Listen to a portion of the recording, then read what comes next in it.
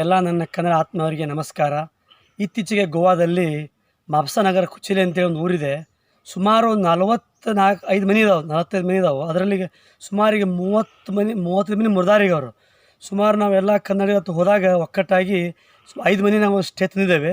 ಈಗ ಇನ್ನೂ ಉಳ್ಕೆ ಮನೆ ಮುರಿತಾರೆ ಅವರು. ಏನೋ ಉದ್ದೇಶ ಇಷ್ಟಪ್ಪ, ನಾವೆಲ್ಲ ನಮ್ಮ ಕನ್ನಡಿಗರು ಹೆಚ್ಚಿನ ಸಂಖ್ಯೆ ಅದರಲ್ಲಿ ಅವ್ರಿಗೆ ಅನ್ಯಾಯ ಆಗ್ತದೆ ಅಂದ್ರೆ ನಾವು ಯಾವತ್ತೂ ಒಗ್ಗಟ್ಟಿರ್ಬೇಕು. ನಾವೆಲ್ಲ ಕನ್ನಡಿಗರು.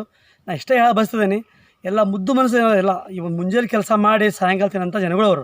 ಅವರಿಗೆ ಸಣ್ಣ ಮಕ್ಕಳದಾವು, ಶಾಲೆ ವ್ಯವಸ್ಥೆ ಏನು, ಇರೋ ವ್ಯವಸ್ಥೆ ಏನು, ಬಿಸಿಲಿದೆ, ಭಾಳ ಅನ್ಯಾಯ ಆಗಿದೆ ಅವರಿಗೆ. ಯಾಕಪ್ಪ ಅಂದರೆ ಇದರಲ್ಲಿ ಸುಮಾರು ಎಲ್ಲ ಅವ್ರು ಹೇಳ್ಬೇಕತ್ತು. ಜಾಗ ಕೊಡುವಾಗ ಇದು ನಾವು ಮಸೂಂಡಿಗೆ ಅಲೌಟ್ ಆಗಿದ್ದು ಹೇಳ್ಬೇಕತ್ತು. ಸುಮಾರು 20 ವರ್ಷ ಮುಂದೆ ಅವರು ಮಸೂಂಡಿಗೆ ಅಲೌಟ್ ಆಗಿದ್ದು ಹೇಳ್ತಾರೆ ಅವರು, ಯಾರೋ ಕಲೆಕ್ಟರ್ ಸಾಹೇಬರು. ಅವ್ರು ಯಾರು ಹೇಳಬೇಕಿಲ್ಲ, ಮುನ್ಸಿಪಾಲ್ಟಿ ಬಾಬಾ ಇದು ಅಲೌಟ್ ಆಗೈತಿ, ಇನ್ನು ತೊಗೊಬೇಡ್ರಿ ಅಂತೇಳಿ. ಅವರಿಗೆ ನೀರು ಕೊಡ್ತೇವೆ, ಲೈಟ್ ಕೊಡ್ತೇವೆ ಅಂತೇಳಿ ಜಾಗ ಕೊಟ್ಟಾರೆ ಅವ್ರಿಗೆ. 8 ಲಕ್ಷ 10 ಲಕ್ಷ 6 ಲಕ್ಷ ತೊಗೊಂಡು ಸುಮಾರಿಗೆ ಒಂದು 15ರಿಂದ 16 ಕೋಟಿ ಕೊಟ್ಟಾಳಿದೆ.